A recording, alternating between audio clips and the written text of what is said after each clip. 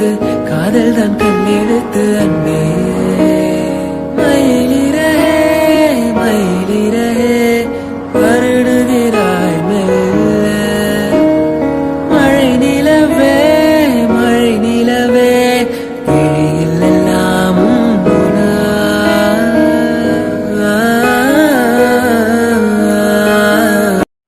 അച്ഛാ അച്ഛാ എന്താടാ സ്വപ്നം കണ്ടോ? കുറേ നേരമായല്ലോ നീ കിടന്ന് ഉറങ്ങുന്നത്. എത്ര നേരമൊന്നും പറഞ്ഞാൽ ഞാൻ വെയിറ്റ് ചെയ്യണ്ടേ? ഞാൻ കാണാം വരുന്നില്ലേ എന്നല്ലേ നിൻ്റെ പരാതി. ഞാൻ വന്നപ്പോൾ മാതിരി ഉറക്കം. എന്തിനാടാ ഈ പട്ടാപ്പാലം നട്ടുച്ചയ്ക്കൊക്കെ കിടന്ന് ഉറങ്ങുന്നേ? പിന്നെ എന്തൊക്കെയുണ്ട് വിശേഷം? അച്ചു, നീ ഇത്രയും ദിവസം എവിടെ ആയിരുന്നു? ഞാൻ ഒരുപാട് നിന്നെ തിരക്കി, അറിയോ? എനിക്ക് മടുത്തടാ വെയിറ്റ് ചെയ്ത്. എനിക്കൊന്നും അറിയില്ല. 2 ദിവസം കൊണ്ട് അച്ഛയും വരുന്നില്ല എന്നെ കാണാൻ. ഞാനൊട്ടും ഓക്കെ അല്ല അച്ചു. ആഹാ, ഇന്ന് നേരെ സംസാരിക്കുന്നുണ്ടല്ലോ. അപ്പോൾ കുട്ടികളെയൊക്കെ മാറിയല്ലേ? ഞാൻ കുറച്ച് തിരക്കിലായിപ്പോയി. നമ്മുടെ കമ്പനി കാര്യങ്ങളൊക്കെ നോക്കണ്ടേ? വെറുതെ ഇങ്ങനെ നടന്നാൽ മതിയോ? നിനക്കൊന്നും അറിയണ്ടല്ലോ. രണ്ടുപേരും കൂടെ ഒന്നിച്ച് തുടങ്ങിയ സാധന ഇപ്പം അതെവിടെയാണ് കിടക്കുന്നതെന്ന് വല്ല അറിയോ? എല്ലാം എൻ്റെ തലയിൽ. നിനക്കിങ്ങനെ കുട്ടികളെ കളിച്ച് നടന്നാൽ മതിയല്ലോ. അല്ല, ഇന്നെന്താ ഭയങ്കര ബോൾഡായിട്ടൊക്കെ സംസാരിക്കുന്നത്? അല്ലെങ്കിൽ ഞാൻ വരുമ്പോൾ അച്ഛ കൊച്ച എന്നും പറഞ്ഞുകൊണ്ട് ഭയങ്കര കൊഞ്ചൊക്കെ ആണല്ലോ. എന്ത് പറ്റി? കൊഞ്ചിയോ? ഞാനോ? എപ്പോ? നിനക്ക് തോന്നുന്നതാ ഞാൻ എപ്പോഴും ഇങ്ങനെ തന്നെ സംസാരിക്കുന്നത്. പണ്ടും ഇങ്ങനെ തന്നെ അല്ലേ? കമ്പനിയുടെ കാര്യം എന്തായി? ഋഷിയൊക്കെ എന്ത് പറയുന്നടാ? അച്ചു, ഇവിടെ എന്തൊക്കെയോ നടക്കുന്നുണ്ട്. എനിക്കൊന്നും അറിയത്തില്ല. ഇന്ദ്ര ഇവിടെ ഉണ്ട്. ഞാൻ ഇന്ദ്രയെ കണ്ടതാടാ. എനിക്കറിയത്തില്ല. ഞാൻ അച്ഛയെ സ്വപ്നം കണ്ടു. അച്ഛൻ ഭയങ്കര ഹാപ്പി ആയിരുന്നു സ്വപ്നത്തിൽ. പക്ഷെ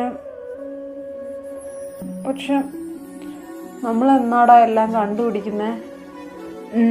ഓക്കെ ലിസൺ, എന്നെ തന്നെ നോക്കും. ഞാനെന്ന് പറയുന്ന ഒരു സഹോദരൻ നിനക്ക് ഉള്ളിടത്തോളം കാലം ഡോണ്ട് ബി സാഡ്. ഓക്കെ, ഒരിക്കലും സാഡ് ആവാൻ പാടില്ല. ഇനി എനിക്കറിയാം നിന്റെ കല്യാണമാണ്, അതും നീ ആഗ്രഹിച്ച പോലെ നിന്റെ ഇന്ദ്രയുടെ കൂടെ. അതിന് ഒരിക്കലും അച്ചു എതിര് നിൽക്കത്തില്ല. പക്ഷേ പഴയ രീതിയിലോട്ട് പോവരുത്. ഇന്നലെ വരെ നീ എങ്ങനെയായിരുന്നു അതിലോട്ട് പോവരുത്. ഇപ്പോൾ എനിക്കറിയാം ഇടയ്ക്കിടയ്ക്ക് നിൻ്റെ ക്യാരക്ടർ മാറിക്കൊണ്ടിരിക്കുമെന്ന്. അതാദ്യം നീ അക്സെപ്റ്റ് ചെയ്യേണ്ടത്, മനസ്സിലായോ? ഇപ്പം നീ എത്രത്തോളം ബോൾഡാണോ അതിൽ തന്നെ നിൽക്കട്ടെ. മേ ബി നീ അച്ഛൻ സ്വപ്നം കണ്ട് ആ ഒരു ഷോക്കിലായിരിക്കാം ഇപ്പോൾ ഓക്കെ ആയിട്ടിരിക്കുന്നത്. 10 മിനിറ്റ് കഴിഞ്ഞ് വീണ്ടും കുട്ടിയാവരുത്, മനസ്സിലായോ? പിന്നെ കമ്പനി കാര്യം അതൊക്കെ ഞാൻ നോക്കുന്നുണ്ട്. എത്രയും പെട്ടെന്ന് എൻ്റെ പൊന്നുമോനൊന്ന് ഓക്കെ ആയിട്ട് അങ്ങോട്ട് വന്നാൽ മതി. കാശിയേട്ടന് പോലും ഇതൊന്നും അറിയത്തില്ല.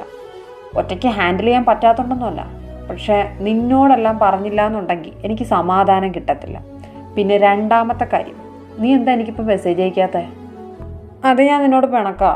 നീ എന്താ ഞാൻ മെസ്സേജ് അയച്ചാൽ മാത്രം റിപ്ലൈ തരുന്നേ? അതും ഇത്ര മാത്രം. ഞാൻ വിളിച്ചാൽ എന്താ ഫോൺ എടുക്കാത്ത? ഇന്നാൾ നീ എന്താ എന്നോട് പറഞ്ഞേ ഞാൻ വിളിക്കാൻ പാടില്ല, വിളിക്കണ്ട നമ്പറിലോട്ടെന്ന്? അതെന്താ അങ്ങനെ? കുറേ ദിവസം കൊണ്ട് ചോദിക്കണമെന്ന് വിചാരിച്ചതാ.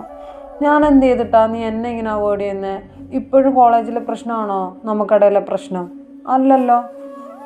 കോളേജിൽ നടന്നെന്ന് ഞാൻ അറിഞ്ഞുകൊണ്ടല്ലോ. ആ ചെക്കൻ വന്ന് എന്നെ പ്രപ്പോസൽ ചെയ്യുമെന്നോ എല്ലാവരും മുമ്പ് വെച്ച് എന്നെ പിടിച്ച് കിസ് ചെയ്യുമെന്നൊന്നും ഞാൻ വിചാരിച്ചില്ലല്ലോ അച്ചു. അതിൻ്റെ ഇടയിൽ നിനക്ക് ഫ്രണ്ട്ഷിപ്പാണ് വലുത്, ഞാനല്ല വലുത്. ഞാൻ പറയുന്നതല്ല സത്യം. ഞാനാ പിടിച്ച് കിസ് ചെയ്തേ. എന്തൊക്കെയാണ് നീ എന്നോട് പറഞ്ഞേ? എന്നിട്ട് ഞാൻ നിന്നോട് മിണ്ടിയില്ലേ? പിന്നെ നീയല്ലേ എന്നെ ഹോസ്റ്റൽ റൂമിൽ നിന്ന് അവോയ്ഡ് ചെയ്തതും ഫ്ലാറ്റിൽ പോയപ്പോൾ അവിടെ നിന്ന് അവോയ്ഡ് ചെയ്തതും? അതൊക്കെ കൊണ്ടല്ലേ ഞാൻ വീട്ടിലോട്ട് വന്നത്. വീട്ടിൽ വന്നിട്ടല്ലേ ഇങ്ങനെയൊക്കെ സംഭവിച്ചത്. എനിക്ക് അസുഖം വന്നതും അപ്പയുടെ മരണം എനിക്ക് കണ്ണി കാണേണ്ടി വന്നതൊക്കെ. ഇല്ലായിരുന്നെങ്കിൽ ഞാനും നിൻ്റെ കൂടെ അവിടെ നിൽക്കത്തില്ലായിരുന്നു, ഒന്നും നടക്കത്തില്ലായിരുന്നു. ഞാൻ വീട്ടിൽ വന്നില്ലായിരുന്നെങ്കിൽ അച്ഛയ്ക്ക് മരണം പോലും നടക്കത്തില്ലായിരുന്നു. അച്ഛൻ ഇന്ന് നമ്മുടെ കൂടെ ഉണ്ടായിരുന്നേനെ. എല്ലാം നീ കാരണം, എല്ലാം. ഇനിയെല്ലാം ഞാൻ കാരണമെന്ന് പറ. എടാ, നമ്മളിനി അവിടെ ആയിരുന്നാലും കൊല്ലണമെന്നുള്ളവരച്ഛയെ കൊല്ലത്തില്ലേ? നീ ഇതൊക്കെ പ്രാക്ടിക്കലായിട്ട് എടുക്ക്. പിന്നെ നമ്മൾ 2-3 ആമ്പിള്ളേർ തണ്ടും തടിയായിട്ട് ഇരിക്കുന്ന വെറുതെ ചിരയ്ക്കാനല്ലല്ലോ. നിന്നോട് ഞാൻ ഒരു കാര്യം പറയാം. കരഞ്ഞ് കരഞ്ഞ് വീണ്ടും പഴയ ബേബി സിറ്ററിലോട്ട് പോകാനാണ് നിന്റെ പ്ലാനെങ്കിൽ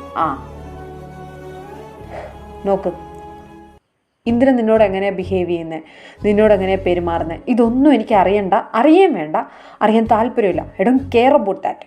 ബട്ട് നീ സേഫ് ആയിരിക്കണം, അത് മാത്രമേ എനിക്കുള്ളൂ. അതുകൊണ്ട് ഞാൻ ഒരു കാര്യം നിന്നോട് പറയാം. എന്തുണ്ടെങ്കിലും വിളിക്കാൻ പറ്റത്തില്ല, ശരിയാ. ഞാൻ എവിടെയാ എപ്പോഴാ ഏത് സാഹചര്യത്തിലാ ഒന്നും അറിയത്തില്ല. നീ വിളിക്കണ്ട. ബട്ട് ജസ്റ്റ് എല്ലാ ദിവസവും നടക്കുന്ന കാര്യങ്ങൾ ഇൻസ്റ്റയിൽ എനിക്ക് മെസ്സേജ് ഇട്ടിരിക്കണം, കൺഫേം ആയിട്ട് ഇട്ടിരിക്കണം. അതിന് മുടക്കം വന്നു കഴിഞ്ഞാൽ കിച്ചു, ഞാൻ വീണ്ടും വരും. എന്നെ നീ ഇങ്ങോട്ട് വരുത്തിക്കരുത്, കേട്ടല്ലോ? നീ അങ്ങനെ പറഞ്ഞാൽ ഞാൻ മെസ്സേജ് അയക്കാതിരിക്കത്തേ ഉള്ളൂ, നീ വരാൻ വേണ്ടിയിട്ട്. ഞാനിനി അയക്കാതിരിക്കുന്നില്ല. പക്ഷെ നീ പറഞ്ഞ പോലെയൊന്നും അല്ല. ഇന്ദ്രയ്ക്ക് എന്നെ ഒത്തിരി ഇഷ്ടമാണ്, എന്നോട് നല്ലപോലെ പെരുമാറുന്നത്. ഞാൻ അങ്ങനെ ഞാൻ ആ ഒരു സമയത്തായാലും എനിക്ക് നടക്കുന്ന കാര്യങ്ങളൊക്കെ ഓർമ്മ ഉണ്ട്. എന്നോട് ഭയങ്കര ഇതിലാണ് പെരുമാറുന്നത്, കെയറിങ് കൊണ്ട് എന്നെ കിസ് ചെയ്തിട്ടുണ്ട്. അച്ചു അവൻ പാവമാടാ. ആയിക്കോട്ടെ, അവൻ പാവം തന്നെ ആയിക്കോട്ടെ. ഞാൻ അവൻ പാവമല്ല എന്ന് എവിടെയും പറഞ്ഞില്ലല്ലോ. നമുക്ക് ആരെക്കുറിച്ച് അറിഞ്ഞൂടെ കിച്ചു? നമ്മുടെ ലൈഫ് അങ്ങനെയാണ്. അമ്മയുടെ കാര്യം തന്നെ നിനക്കറിയത്തില്ലേ? നീ ഒന്ന് ആലോചിച്ച് നോക്ക്. അമ്മേനെ പെട്ടെന്ന് അറസ്റ്റ് ചെയ്തത്, പെട്ടെന്ന് ഇൻകം ടാക്സ് റെയ്ഡ് വന്നു, അറസ്റ്റ് ചെയ്തു, കൊണ്ടുപോയി. അന്ന് ഈ പറയുന്ന നീ തന്നെ ഷോക്കായില്ലേ? ആദ്യം അന്നത്തെ ദിവസം നീ എന്ത് ബോൾഡായിരുന്നു. പിന്നെ ഇവിടെ വന്നതിന് ശേഷം താങ്ങാൻ ആളുണ്ടെന്ന് കണ്ടപ്പോഴത്തേക്കും നീ വീണ്ടും കുട്ടിയായി. ആരെയും ഡിപ്പെൻഡ് ചെയ്യരുതെന്നാണ് ഞാൻ പറയുന്നത്. നീ എന്നെയും അമ്മേനെയും കാശിയേട്ടനെയും റാമേട്ടനെയും ഡിപ്പെൻഡ് ചെയ്യും പോലെ അല്ല വേറെ ആരെയും. എക്സാമ്പിൾ ഇന്ദ്ര ആയാലും സിദ്ധുവേട്ടനായാലും ആരോ ആയിക്കോട്ടെ, ഈ വീട്ടിലുള്ള ആരായാലും അതൊന്നും നല്ലതിനല്ല. പിന്നെ മറ്റാരെക്കാളും നിനക്കറിയാമെന്നുള്ള കാര്യമാണ്, ഈ വീട്ടിലുള്ള ഓരോരുത്തരും നമ്മുടെ ശത്രുക്കളാണ്. നിനക്ക് ഇന്ദ്രയെ ഇഷ്ടമാണെന്ന് പറഞ്ഞു, ഓക്കെ ഫൈൻ. നിനക്ക് വേണ്ടി ഞാൻ അത് എന്ത് ചെയ്യാൻ തയ്യാറാണ്, എന്തും ചെയ്യാൻ വില്ലിങ്ങ. ഈ കഥയിലെ വില്ലൻ ഇനി ഇന്ദ്ര ആണെങ്കിൽ പോലും നിനക്ക് വേണ്ടി ഞാനത് മാറ്റിവെക്കാനും തയ്യാറാണ്. ബട്ട് അറിഞ്ഞും കണ്ട് നിൽക്കുക. നമ്മുടെ അമ്മയുടെ ഫാമിലി മുഴുവൻ സംശയത്തിൻ്റെ മുൾമുനയിലാണ്, അത് നീ മറക്കരുത്. അതുകൊണ്ട് ഞാൻ നിന്നോട് വീണ്ടും പറയാം, ഈ ഒരു ചേഞ്ച് ഇതിങ്ങനെ തന്നെ നിൽക്കണം, പഴയതുപോലെ പോവരുത്. നിനക്ക് മാത്രമേ നിന്നെ കൺട്രോൾ ചെയ്യാൻ പറ്റൂ. ലോകത്തൊരു 110 ഡോക്ടർമാരെ നിന്നെ അമ്മ കൊണ്ട് കാണിച്ചതല്ലേ? അപ്പോഴൊക്കെ ഡോക്ടർമാരെന്താ പറഞ്ഞേ? നീ വിചാരിച്ചാൽ മാത്രമേ നിനക്ക് മാറാൻ പറ്റുള്ളൂ. ഇനിയും നീ വിചാരിച്ചില്ല എന്നുണ്ടെങ്കിൽ പറ്റൂല. ഇപ്പം തന്നെ ഒരുപാട് വൈകി. നീ ലോകത്ത് ഏറ്റവും കൂടുതൽ ആഗ്രഹിച്ച, നിൻ്റെ ജീവൻ്റെ പാതിയായി കരുതിയ ഇന്ദ്രയാണ് നാളെ നിൻ്റെ സ്വന്തമാവാൻ പോകുന്നത്. സോ ആദ്യം അക്സെപ്റ്റ് ചെയ്യുക, നിനക്കൊരു കുഴപ്പമില്ല കിച്ചു. ബാക്കിയെല്ലാം പിന്നെ. നിനക്കൊരു അസുഖമില്ലാന്ന് നീ ആദ്യം വിശ്വസിക്കണം. ഇതൊന്നും ഒരു അസുഖമല്ലടാ, അന്നത്തെ ഷോക്കിന് നിനക്ക് പറ്റിയ ചെറിയൊരിത്. ആ ഷോക്ക് കാരണം നിനക്ക് ഒരുപാട് ചേഞ്ചസ് പറ്റി നമ്മുടെ ലൈഫിൽ. അത് കാരണം അത് നേരിട്ട് കണ്ട നിനക്ക് പറ്റിയൊരു വെറൊരു ഹാലുസിനേഷൻ പോലൊരു സംഭവം. നീ ഹാലുസിനേറ്റ് ചെയ്ത് കൂട്ടുന്ന പലതും ഉണ്ടല്ലോ, അതിലൊന്നാ ഈ സംസാരിക്കുന്ന ഞാൻ പോലും. സോ ആദ്യം നീ അത് അക്സെപ്റ്റ് ചെയ്യും. അതിന് ശേഷം നിൻ്റെ കൂടെ ഇനി എന്തിനും നീ ഒരാളെ കൊന്നാൽ പോലും അച്ചു കാണും. അത് അച്ചു നിനക്ക് മുമ്പും തന്നിട്ടുള്ള വാക്കാണ്. പക്ഷേ ഒരു കാര്യം ഞാൻ നിന്നോട് പറയാം, നിനക്കെന്തെങ്കിലും പറ്റിയാ നിൻ്റെ ഇന്ദ്ര ഉണ്ടല്ലോ, അവൻ പിന്നെ ജീവനോടെ ഉണ്ടാവില്ല. അത് ഞാൻ നിന്നോട് മുമ്പും ഇപ്പോഴും പറഞ്ഞിട്ടുള്ള കാര്യമാണ്. അച്ചു, ഇന്ദ്രയുടെ കൈ കൊണ്ട് എനിക്കൊന്നും പറ്റൂലടാ. I will promise you. അങ്ങനെ അവൻ എന്നെ ഒന്നും ചെയ്യാൻ പറ്റില്ല. അവൻ എന്നോട് പല പ്രാവശ്യം പറഞ്ഞു, ഹി ലവ് മീ. അവനെന്നെ ഭയങ്കര ഇഷ്ടമാണ്. ഞാൻ അവൻ്റെ അടുത്ത് ഭയങ്കര ഹാപ്പി ആയിരിക്കും. അച്ചു, എനിക്ക് ആരും വേണ്ട. ഈ പറഞ്ഞ ഇന്ദ്ര പോലും ഇല്ലെങ്കിലും നീ എന്നോട് ഉണ്ടായിരുന്നാൽ മതി. And I will promising you, ഇനി ആ പഴയ ഒരു ഇതിലോട്ട് മാറാതിരിക്കാൻ I will try my best. എൻ്റെ മാക്സിമം ഞാൻ ട്രൈ ചെയ്യുന്നതായിരിക്കും. അപ്പോൾ നീ പറഞ്ഞ ഇപ്പോൾ എനിക്കൊരു അസുഖമില്ലെന്നല്ലേ? ഓ എൻ്റെ കിച്ചു, അസുഖം നിനക്ക് മുമ്പേ ഇല്ല. ഇതൊക്കെ നീ വിചാരിച്ചു കൂട്ടിയ ഓരോ മണ്ടത്തരങ്ങളാണ്. അതാദ്യം നീ മനസ്സിലാക്കും. ഇപ്പം നീ ഓക്കെയാ, പെർഫെക്റ്റ് ഓക്കെയാ. ഇങ്ങനെ തന്നെ നിന്നാൽ മതി. തീരെ ഉള്ള കുട്ടിയായാലുണ്ടല്ലോ, അവർ നിന്നെ മുതലെടുക്കും. അത് നീ മറക്കണ്ട. ഞാനെന്നാ പോവാ. അച്ചു, അലച്ചിച്ചായനും ഋഷിക്ക് സുഖമല്ലേ? ഞാൻ അന്വേഷിച്ചെന്ന് പറയണേ. പിന്നെ പിന്നെ ഡാനിയൽ അങ്കിള് തിരക്കിന്ന് പറയണേ. ഇനി നീ എന്നാ വരുന്നത് എന്നെ കാണാൻ? ഇതുപോലെ എന്നെങ്കിലും നീ പ്രതീക്ഷിക്കാത്തപ്പോൾ ഞാൻ കയറി വരാം. പോട്ടെ. പിന്നെ ആവശ്യമില്ലാത്ത ഒന്നും ആലോചിച്ച് ആവശ്യമില്ലാത്ത സ്വപ്നങ്ങളൊന്നും കണ്ട് കൂട്ടാൻ നിൽക്കണ്ട, കേട്ടല്ലോ? അച്ഛയ്ക്ക് എന്തെങ്കിലും പറ്റിയിട്ടുണ്ടെങ്കിൽ ആ പറ്റിയവരെല്ലാം നീ ചെയ്തില്ലെങ്കിലും നിൻ്റെ കൂടെപ്പിറപ്പായിട്ടുള്ള ഈ അച്ചു ചെയ്തോളും, കേട്ടോ? ഹാപ്പി ആയിട്ടിരിക്കണം. ഒരു പ്രശ്നത്തിനും പോയി ചാടരുത്. എന്തുണ്ടെങ്കിലും ഇൻസ്റ്റയിൽ മെസ്സേജ് ഇടണം, കേട്ടോ? കിച്ചേ, എന്താടാ നീ ആരോട് സംസാരിച്ചേ? ഇവിടെ വേറെ ആരുടെ സംസാരം കേട്ടല്ലോ. എന്താ നീ എണീറ്റ് ഇങ്ങനെ ഇരിക്കുന്നേ? സ്വപ്നം വല്ലതും കണ്ടോ? നീ ഓക്കെ അല്ലേ മാവേ? ഓ എൻ്റെ പൊന്ന് കാശിയേട്ടാ, ഞാൻ ഓക്കെയാ. കാശിയേട്ടൻ ഇവിടെ വേറെ ആരുടെയെങ്കിലും സൗണ്ട് കേട്ടായിരുന്നോ? ആ കേട്ടു, അതുകൊണ്ടല്ലേ നീ ഓക്കെ അല്ലേ? നിനക്ക് കുഴപ്പമൊന്നുമില്ലല്ലോ? നീ നല്ലപോലെ സംസാരിക്കുന്നുണ്ടല്ലോ. നീ സ്വപ്നം വല്ലതും കണ്ടായിരുന്നോ? അല്ല, സാധാരണ നീ എന്തെങ്കിലും സ്വപ്നം കണ്ടാലാ അടുത്ത സെക്കൻഡോട്ട് നീ നല്ലപോലെ സംസാരിക്കുന്നത്. നിനക്ക് കുഴപ്പമൊന്നുമില്ലല്ലോ? കാശിയേട്ടൻ എൻ്റെ വർത്താനം കേട്ടിട്ട് പിന്നെ എന്തുവാ തോന്നുന്നേ? എനിക്കൊരു കുഴപ്പമില്ല. ദൈവമേ, അപ്പോ അച്ചു നേരിട്ട് വന്നതാണോ?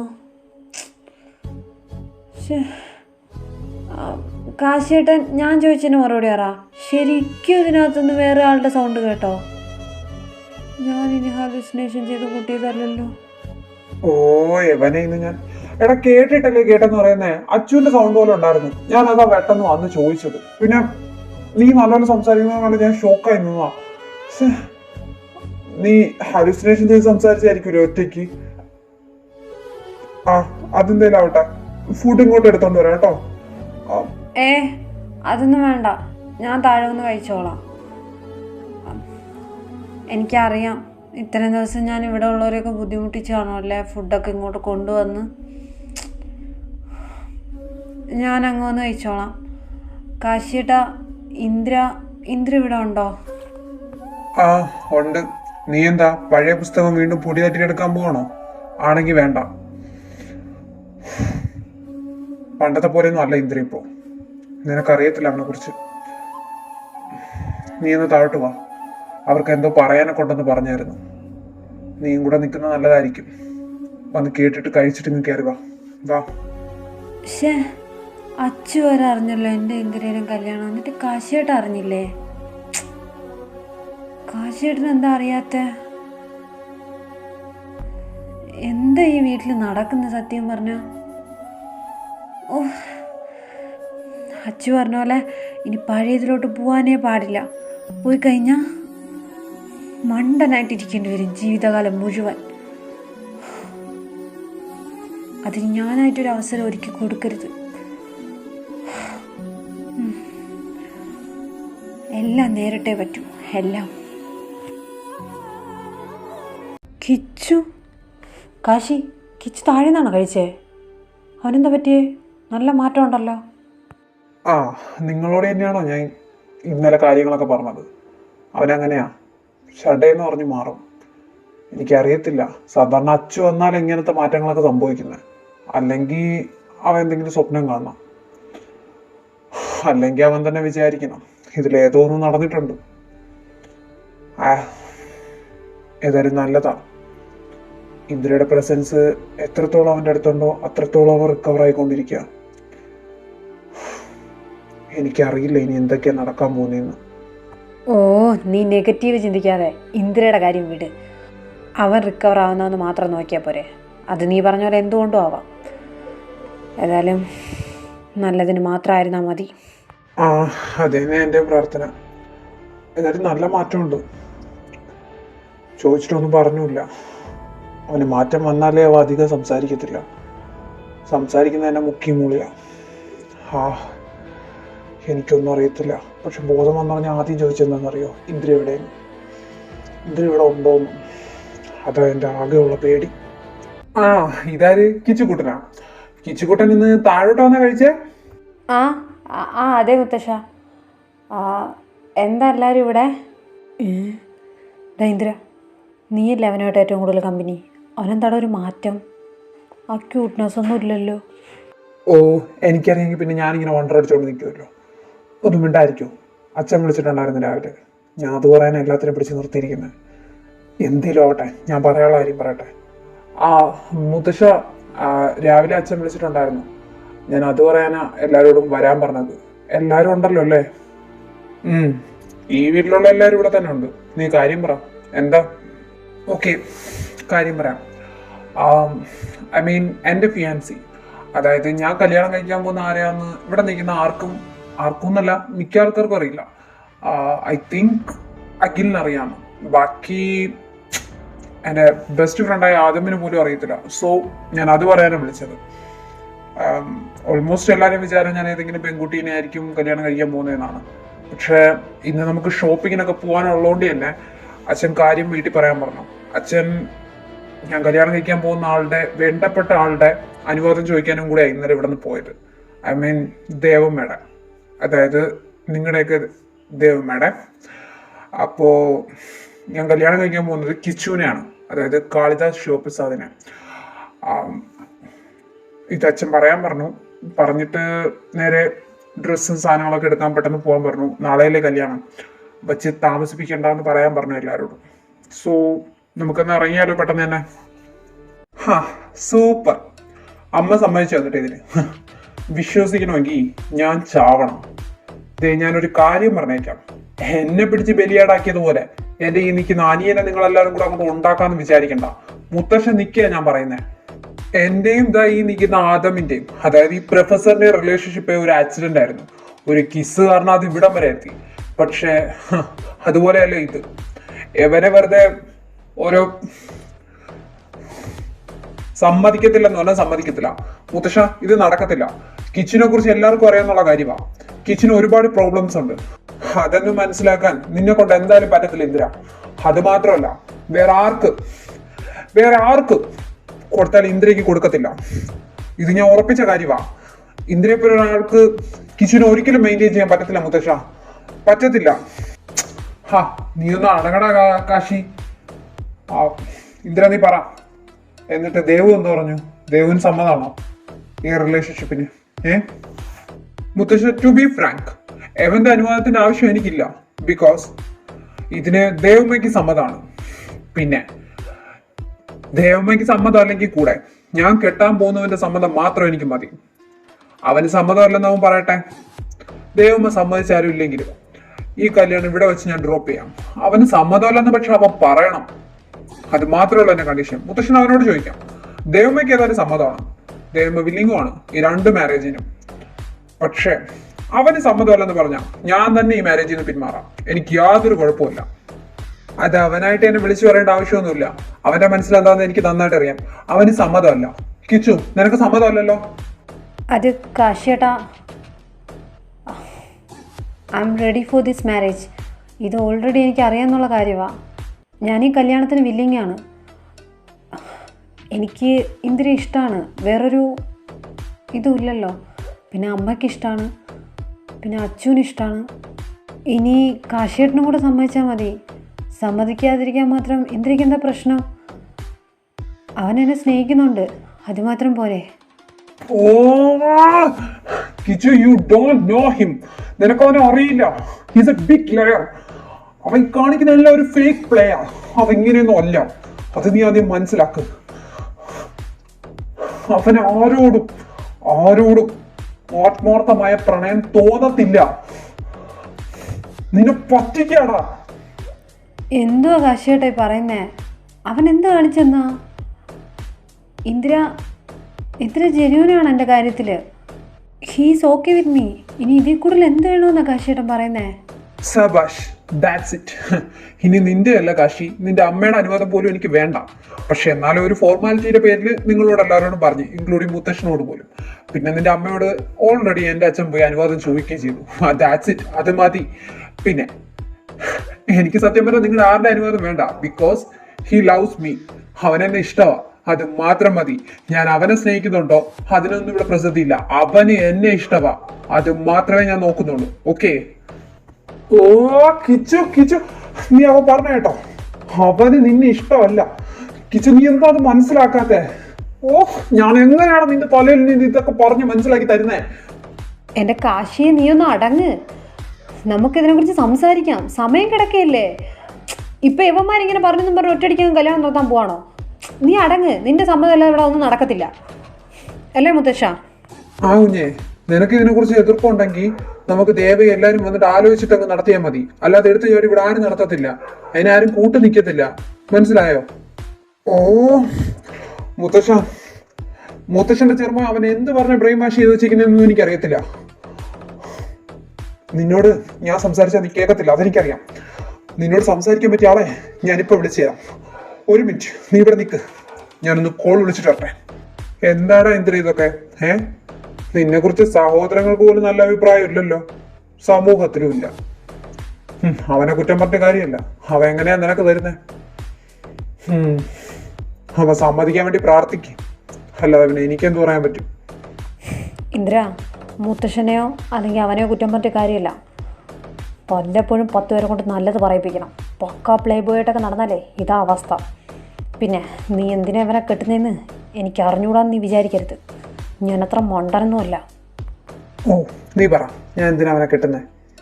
എടാ നീ വിചാരിക്കും പോലെയൊന്നും അല്ല. എനിക്ക് ശരിക്കും അവനോട് ഫീലിങ്സ് ഉണ്ടായിട്ട് തന്നെ ഞാൻ അവനെ കെട്ടണമെന്ന് പറയുന്നത്, അല്ലാണ്ട് വേറൊന്നിനും അല്ല.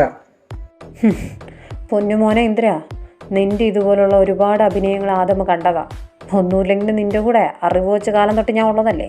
അതുകൊണ്ട് എൻ്റെ മുമ്പിൽ ഇത് വേണ്ട. പിന്നെ നിനക്ക് അവൻ്റെ മുഖത്തൊക്കെ പറയാൻ പറ്റുമോ നീ അവനെ സ്നേഹിക്കുന്നുണ്ടെന്ന്? ഇല്ലല്ലോ. സോ എൻ്റെ മുമ്പിലുള്ള നിൻ്റെ ഈ നാടകം നിർത്ത്. എന്നിട്ട് സത്യം പറഞ്ഞിട്ട് അങ്ങോട്ട് ചെയ്യാൻ നോക്ക്. ഒരു കാര്യം ഞാൻ പറഞ്ഞേക്കാം, നീ കാരണം ആ ചെക്കൻ കരഞ്ഞ അന്ന് തീരും ആദമും ഇന്ദിരയായിട്ടുള്ള ഫ്രണ്ട്ഷിപ്പും ബന്ധവും എല്ലാം. അത് നീ ഓർത്തു വെച്ചോ. കിച്ചു, നീ ഓക്കെ അല്ലേടാ? നിനക്ക് കുഴപ്പമൊന്നുമില്ലല്ലോ? ഇതൊന്നും കണ്ട് പേടിക്കണ്ട. കാശിക്ക് ദേഷ്യം വന്നിട്ടാ കേട്ടോ. എനിക്ക് പേടിയൊന്നുമില്ല. കാശിയേട്ടന് എന്താ പെട്ടെന്ന് പറ്റിയേ? കാശിയേട്ടൻ എന്താ സമ്മതിക്കാത്ത? കാശിയേട്ടനെല്ലാം അറിയാവുന്നതായിരുന്നല്ലോ. എനിക്ക് ഇന്ദിര ഇഷ്ടമാണ്. കാശിയേട്ടനെക്കാളും വേറെ അച്ചുവിനെ അറിയാമെന്നുള്ള, പിന്നെ അച്ചയ്ക്കും. പിന്നെ എന്താ കാശിയേട്ടനെ സമ്മതിച്ചാൽ? എനിക്കൊന്നും അറിയില്ല. പോവാം, എവിടെയാന്ന് വെച്ചാ. എവിടെ പോവാന്ന്? എന്താടാ നിനക്ക്? ഫോൺ വിളിക്കാൻ പോകുന്നു, തിരിച്ചു കയറി എന്നിട്ട് പോവാന്ന്. നിന്റെ പ്രശ്നം എന്താ കാശി?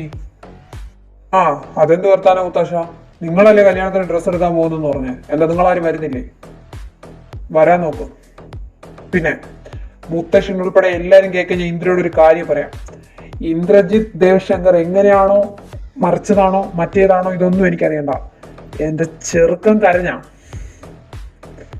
അപ്പൊ കാണും ഈ കാശിനാഥ് ആരാന്ന്. ഞാൻ പുറത്ത് കാണും. കാശിയേട്ടാ ഞാനും വരുവാ. ഞാനും പുറത്ത് കാണും. ആക്ച്വലി എന്താണ് ഇവിടെ നടക്കുന്നേ? ഒരു കോള് വന്നു, ആദ്യമായിട്ടുള്ള കല്യാണത്തിന് അവൻ സമ്മതിച്ചു. വീണ്ടും ഒരു കോള് വിളിക്കാനെന്ന് പറഞ്ഞ് അവൻ പുറത്തു പോയി, തിരിച്ചു വന്നിട്ട് ഇന്ദിരയുടെയും കിച്ചുവിന്റെയും കല്യാണത്തിന് സമ്മതിച്ചു. ഒരു ദിവസം വെട്ടി വെളുത്ത് ഉറങ്ങി എണീച്ചപ്പോഴത്തേക്കും കിച്ചുവിന് നല്ല മാറ്റം. എന്താ ഇതൊക്കെ? ഈ കാശിനാഥിന് ഈ കോള് വരുന്നതിന്റെ ഗുഡൻസ് എനിക്കറിയത്തില്ല, പക്ഷേ കിച്ചുവിന്റെ മാറ്റത്തിനുള്ള കാര്യം എനിക്കറിയാം. അച്ഛൻ വൈകുന്നേരം എത്തത്തുള്ളൂ, അതുകൊണ്ട് അച്ഛൻ മിക്ക കാര്യങ്ങളും ഫോണിൽ കൂടെ തന്നെ പറഞ്ഞായിരുന്നു. ദേവമ്മ റാമേട്ടനോടൊന്ന് ചോദിക്കാൻ പറഞ്ഞിട്ട് റാമേട്ടനോട് ചോദിച്ചപ്പോഴാണ് പറഞ്ഞത് അവന് വിഷ്വൽ ഹാലുസിനേഷൻ ഉണ്ടെന്നാണ് പറയുന്നത്. അതായത് അത് അവന്റെ അച്ഛന്റെ മരണശേഷം, അതായത് ശിവങ്ങളുടെ മരണശേഷം പറ്റിയ എന്തോ ഒരു ഷോക്കിന്റെ പേരിൽ വന്നതാ.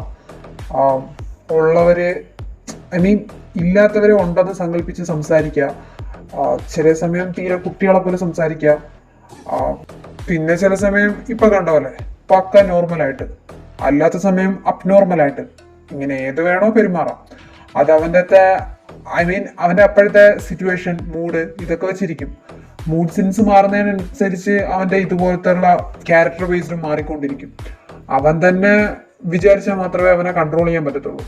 അതൊക്കെ കൊണ്ടാ, അല്ലാണ്ട് പറയത്തക്ക വലുതായിട്ടുള്ള അസുഖമൊന്നുമില്ല. ഈ ഒരു ഇത് അവൻ വിചാരിച്ചാൽ മാത്രമേ അവനെ കൊണ്ട് മാറ്റാൻ പറ്റത്തുള്ളൂ.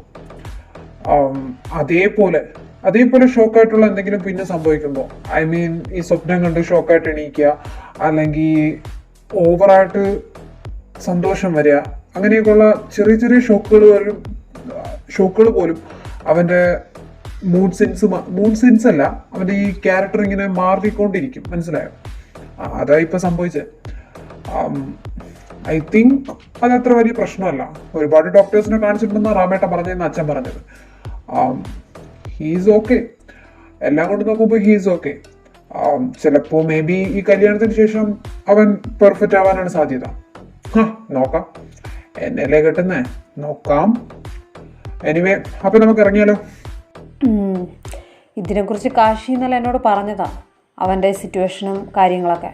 അതുകൊണ്ട് തന്നെ രാവിലെ അവൻ ഇത്രയും ചേഞ്ച് കണ്ടപ്പോൾ ഞാനധികം ഞെട്ടിയില്ല. അല്ല, എന്നാൽ നമുക്ക് ഇറങ്ങാമല്ലേ, വെറുതെ നിർത്തി താമസിക്കണ്ട. അല്ലടാ, റാമില്ലല്ലോ, അപ്പം എങ്ങനെയാണ് ഡ്രസ്സ് എടുക്കുന്ന കാര്യം?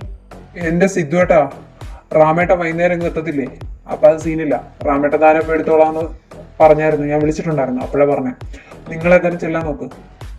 അതെന്ത് ഏർപ്പാടാ, അപ്പൊ നീ വരുന്നില്ലേ? ഇല്ലടാ, നിങ്ങൾ പോയിട്. റാമേട്ട എന്നോട് പറഞ്ഞായിരുന്നു നിങ്ങളൂടെ വരണ്ടാന്ന്. എനിക്കൊരു സ്ഥലത്ത് പോകണം. അതുമല്ലാണ്ട് പിന്നെ വൈകുന്നേരം റാമാട്ടിന്റെ ഒരു കമ്പനി വേണ്ടേ ഡ്രസ്സ് എടുക്കാൻ പോകുമ്പോ. അപ്പൊ ഞാൻ വിചാരിച്ചു എനിക്ക് റാമേട്ടന് ഞങ്ങൾ ഒരുമിച്ച് പോയി എടുക്കാന്ന്. നിങ്ങൾ കേട്ടോ, ചെല്ല്. അവന്മാര് വെളിയിൽ നിൽക്കല്ലേ, ദൈവത്തോർത്ത് അടിയൊന്നും ഉണ്ടാക്കാതെ പോവാൻ നോക്ക്. ചെല്ല്. അടി ഉണ്ടാക്കാതിരിക്കുന്ന കാര്യം ആലോചിക്കാം. ആ വെളിയിൽ നിൽക്കുന്ന മറ്റേ സാധനം ഉണ്ടല്ലോ, അതിന് അണ്ണാക്ക് തൊട്ട് ഉള്ളംകാല് വരെയാ നാക്ക്. മുത്തശ്ശ, ഇന്ന് ഞങ്ങൾ ഇറങ്ങുക.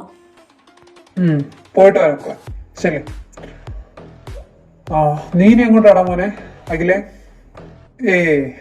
അതത്ര അത്യാവശ്യ കാര്യമൊന്നുമല്ല മുത്തശ്ശ. ഒരു ചെറിയ ബോംബിനെ ഒതുക്കാനുണ്ട്. എന്നാ ഞാൻ പോയിട്ട് വരട്ടെ. ശരി എന്നാ മുത്തശ്ശ, നാട്ടുകാർ പോവാൻ നോക്ക്. ശരിടാ മോനെ, എന്നാ നീ പോയിട്ട് പെട്ടെന്ന് വരാൻ നോക്ക്. ശരി. അച്ചു, അവനെ കണ്ടില്ലേ നീ?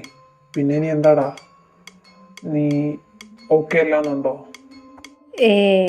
അങ്ങനത്തെ പ്രശ്നമൊന്നുമില്ല ചായ, ഞാൻ ഓക്കെയാണ്. വേറെ എല്ലാ കാര്യത്തിലും ഞാൻ ഓക്കെയാ. ബിസിനസ് അവയില്ലെങ്കിലും എന്നെ കൊണ്ട് ഒറ്റയ്ക്ക് ഹാൻഡിൽ ചെയ്യാനൊക്കെ പറ്റും.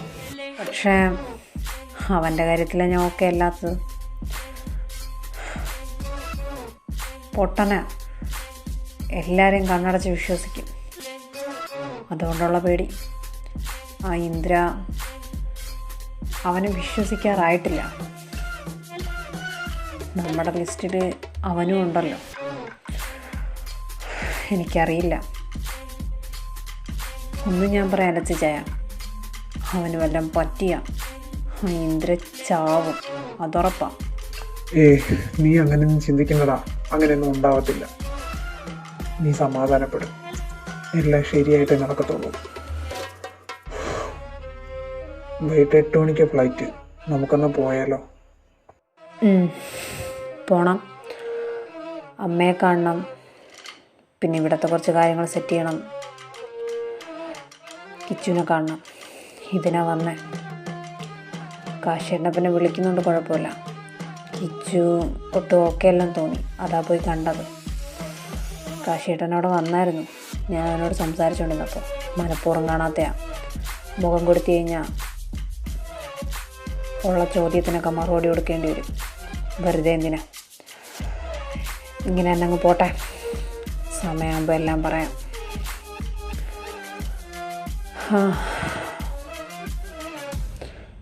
എന്നാ നമുക്ക് വിട്ടാലോ ചെയ്യാം? ആടാ, ഞാൻ ജർമ്മനി വരെ വരണോ, അതോ നീ ഒറ്റയ്ക്ക് പോകത്തില്ലേ? ഈ ചായം വരെയൊന്നും വേണ്ട. ഋഷിയുടെ ഒറ്റയ്ക്കേ ഉള്ളൂ. അവനെ കൊണ്ട് ഒറ്റയ്ക്ക് ഹാൻഡിൽ ചെയ്യാനൊക്കെ പറ്റും, എന്നാലും അത് ശരിയാവത്തില്ല. ഈ ചായ ഇവിടെ നിൽക്കി, ഞാനങ്ങ് പോവാം. ആരെങ്കിലും പറയാൻ മണത്ത് വന്നാലേ ഞാനവിടെ ഇല്ലെങ്കിൽ ഡൗട്ടാവും. 4ാമത്തെ വർഷമായില്ലേ, ഒന്ന് തീരട്ടെ. തീർന്നിട്ട് വേണം എല്ലാം അടിച്ചു തൂക്കാനായിട്ട് ഇങ്ങോട്ടൊരു വരക്കം വരാൻ. ഇനി സംസാരിച്ചിരുന്ന സമയം പോകും. എനിക്ക് ഫ്ലാറ്റിൽ പോയി ഡ്രസ്സൊക്കെ എടുത്തുകൊണ്ടാണ് പോകാനുള്ളത്. പിന്നെ സായി വക്കീൽ വിളിക്കാമെന്ന് പറഞ്ഞിട്ടുണ്ട്. അമ്മയുടെ കാര്യം എന്തെങ്കിലും അറിഞ്ഞാൽ ഇനി ബാക്കി എന്തെങ്കിലും ചെയ്യാൻ പറ്റുള്ളൂ. എന്നാൽ ഇച്ചായും കൊൽക്കത്ത വരെ ഒന്ന് പോകേണ്ടി വരും കേട്ടോ. ആടാ, നീ വിളിക്കുമ്പോൾ പറഞ്ഞാൽ മതി, ഞാനങ്ങോട്ട് പൊയ്ക്കോളാം. അവിടെ വേറെ ഇഷ്യൂ ഒന്നുമില്ലല്ലോ. ഇതിൽ ഈ ദേവശങ്കർ കയറി ഇടപെട്ടതാണ് ഇപ്പോൾ മുണ്ടിയായിട്ട് കിടക്കുന്നത്. അതാ എൻ്റെ ഡൗട്ട്. അയാൾക്ക് പെട്ടെന്നൊരു സ്നേഹം. അയാളെ മക്കളെയും ആരെയും വിശ്വസിക്കാൻ പറ്റാത്തൊരു സിറ്റുവേഷനാണ്. നോക്കാം എവിടം വരെ പോകുന്നവൻ്റെയൊക്കെ കളി. വിജയവാ. സമയം 1/2 മണിക്കൂറായി. ആ ശവം ഇത് എവിടെ പോയി കിടപ്പാണോ എന്തോ. കറക്റ്റ് 3 മണിക്ക് ഞാൻ ഇവിടെ ഉണ്ടാവും എന്ന് പറഞ്ഞിട്ട് അവളെ അമ്മയെ കെട്ടിക്കാൻ മുമ്പാ പോയി കിടക്കണമായിരിക്കും. നാശം, ഇതൊക്കെ വിളിക്കുമ്പോൾ വരേണ്ടി വരുന്ന അവസ്ഥയാണ്. അഖി, ഒരുപാട് വെയിറ്റ് ചെയ്തോ?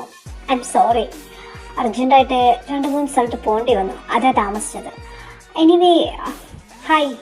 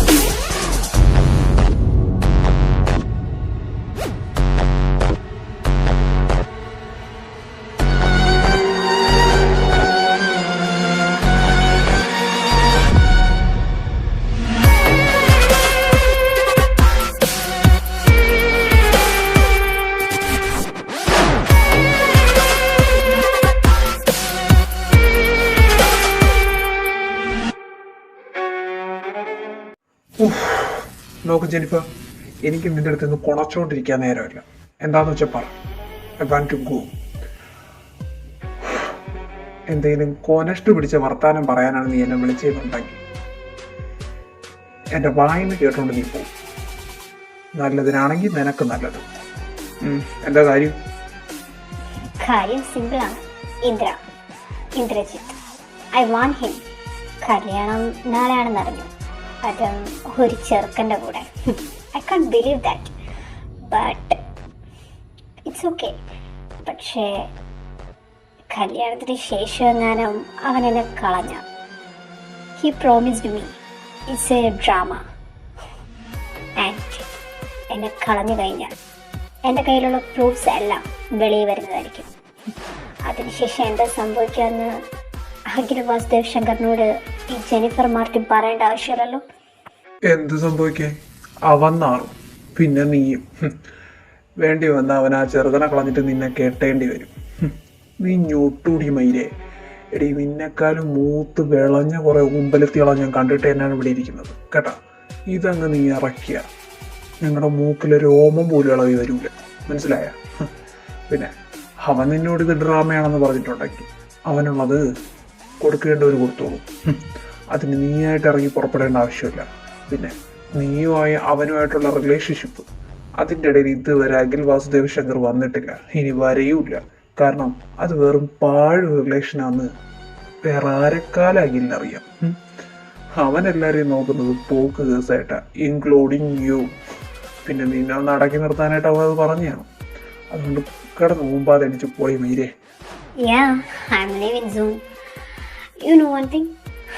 ജെനിഫറിനെ നോക്കാൻ മുന്നും പിൻപുമില്ലാകിൽ. സോ ഇന്ദ്ര, അവൻ എനിക്ക് വേണം. അത് അവനൊരാണായതുകൊണ്ടല്ല. അവൻ്റെ പ്രോപ്പർട്ടീസ്, എവറിത്തിങ് ഇൻക്ലൂഡിങ് ഹിം, വെപ്പായിട്ടെങ്കിലും വെച്ചുകൊണ്ടിരിക്കാൻ എനിക്കവനെ വേണം, വേറൊന്നിനുമല്ല. ഇന്ദ്രജിത്ത് എന്ന് പറയുമ്പോൾ പെൺപിള്ളേരുടെ ലഹരിയാ. അത് എൻ്റെ കയ്യിലിരുന്ന പുളിക്കെത്തുന്നില്ലല്ലോ. സോ അത് വേറൊരുത്തനെ കെട്ടിയിട്ടായിരുന്നാലും ഞാൻ സ്വന്തമാക്കും. നിന്നെ ഞാൻ വെല്ലുവിളിക്കുക. അവനെ കെട്ടിയിട്ട് അവൻ എൻ്റെ കൂടെ റിലേഷൻഷിപ്പ് തന്നെ വയ്ക്കും. I will show U. എടി, നീ അവൻ്റെ കൂടെ റിലേഷൻഷിപ്പ് വെച്ചാലും ഊര് തണ്ടിക്കൊണ്ട് റൂമെടുത്ത് ഉണ്ടാക്കിക്കൊണ്ട് നടന്നാലും എനിക്കൊരു കോപ്പുമില്ല. അവൻ എൻ്റെ അനിയനാ, അത് ഞാൻ ഇല്ല എന്ന് പറയുന്നില്ല. എന്നും പറഞ്ഞ് അവനെ നിലയ്ക്ക് നിർത്താൻ ഞാൻ പോണില്ല. പിന്നെ നീയുമായിട്ടുള്ള റിലേഷന് അവൻ അണ്ണാക്കിൽ അടിച്ചൊഴിക്കുമ്പോൾ അവൻ പഠിച്ചോളും. അത് ഞാൻ അവനോട് മുമ്പേ പറഞ്ഞിട്ടുള്ളതാണ്. പിന്നെ അതിൽ കയറി ഇടപെടാനും അതിന് പണിയെടുക്കാനും ഞാനാളല്ല. അതിന് ദൈവം വേറെ ആരെയാണ് നിയോഗിച്ചിരിക്കുന്നത്. സോ ഇതൊന്നും വന്ന് എന്നോട് പറഞ്ഞിട്ട് കാര്യമില്ല. പിന്നെ ഈ വീഡിയോ ഫുട്ടേജസ്, ഫോട്ടോ, അത് ഇത്, നീ തുണിയില്ലാതെ മണിയില്ലാതെ കിടന്നത്, ഇതൊന്നും ഐ ഡോണ്ട് കെയർ അബൌട്ട്. അവന് ചിലപ്പോൾ ഇതൊക്കെ ഭീഷണിപ്പെടുത്തിയ പേടിക്കുന്ന കാര്യങ്ങളായിരിക്കും. പക്ഷെ എൻ്റെ അടുത്ത് വന്ന് നീ ഇതൊന്നും ഉണ്ടാക്കല്ലേ കേട്ടാ. എൻ്റെ അടുത്തൊന്നും വില പോവില്ല. കാരണം നിൻ്റെ കൂടെ തുണിയില്ലാതെ കിടന്ന ഞാനല്ല, അത് അവനാ. പിന്നെ ഫാമിലി ബേസ്ഡ് പോലെ ബാധിക്കും, ഫാമിലിയെ അങ്ങനെ ചെയ്യും ഇങ്ങനെ ചെയ്യുന്നൊക്കെ പറഞ്ഞ് ഭീഷണിപ്പെടുത്താനാണെങ്കിൽ ജെനിഫർ മാഡം ഇങ്ങോട്ട് വന്നതെങ്കിൽ നീ ഞൊട്ടും കേട്ടാ. നീയേ ഞൊട്ടും. നീ 5-6 ഊമ്പിയിട്ട് ഞാനത് കണ്ടോണ്ടിരുന്നിട്ട് നീ അങ്ങ് കൂളായിട്ട് ഇറങ്ങി നടന്ന് പോയിട്ട് എല്ലാം നടന്നു. ഞാൻ പറഞ്ഞ കാര്യം മനസ്സിലായല്ലോ. എന്നാ മാഡം ഇവിടെ നിന്ന് ഒരു പെഗ് വാങ്ങിച്ച് കുടിച്ചിട്ട് നേരെ വീട്ടിലോട്ട് വെച്ച് പിടിച്ചോ കേട്ടോ. ഇനി അഖിൽ വാസുദേവ് ശങ്കറിനെ ഈ പേരും പറഞ്ഞ് നീ വിളിച്ച നിന്റെ ചെവുക്കല്ല് ഞാൻ അടിച്ച് പൊട്ടിക്കും കേട്ടോ. ഏറണം കേട്ട പിഴച്ചുണ്ടായോളെ മാഡം. അപ്പൊ ശരി, ഇനി അടുത്ത വരവിന് കാണാം. അല്ലെങ്കിൽ ഓഫീസിൽ വെച്ച് കാണാമല്ലോ അല്ലേ? ശരി എന്നാ. You bastard, I will show you ഞാൻ ആരാന്ന്. ഇന്ദ്ര, അവൻ എന്നെ എന്തായാലും കളയില്ല. അവൻ ഈ ലോകത്ത് ഏറ്റവും കൂടുതൽ സുഖം കിട്ടുന്നത് എൻ്റെ അടുത്ത് നിന്നാന്ന് അവൻ പല പ്രാവശ്യം പറഞ്ഞിട്ടുണ്ട്. സോ അവൻ ഒരിക്കലും എന്നെ കളയാൻ പോകുന്നില്ല. നീ പറഞ്ഞതൊക്കെ വെറുതെ ആവും അഖിൽ വാസുദേവ് ശങ്കർ.